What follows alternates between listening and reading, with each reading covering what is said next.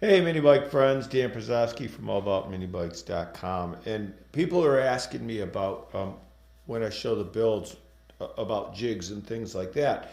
And so a quick video is just saying that through the plans that I made this mini bike from, which this isn't the first one, so I want to let you know that. So from the very first one, I took measurements and I made this simple, really simple jig.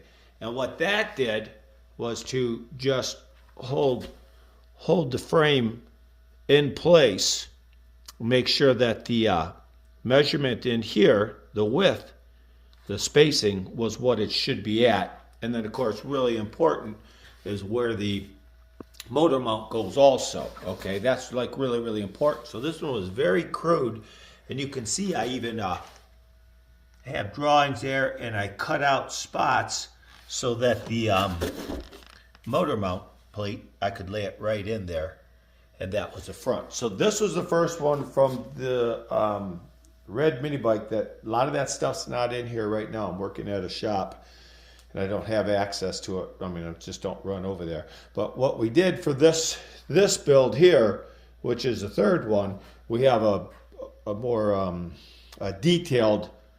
much more detailed jig than this is. This is just basic, but this is all you really need in order to make sure that your frame is set up right, that the spacing is okay. If you have the front under here spaced correctly, and then the rear spaced correctly, again, important that you put the motor mount right where it's got to be, but you can always have shim your spacer go a little bit left or right. Besides, the clutch can be pulled out a little bit too. So if you can do that, then you can build a mini bike. But anyway, so it was that simple fixture right there that actually had the first one we built.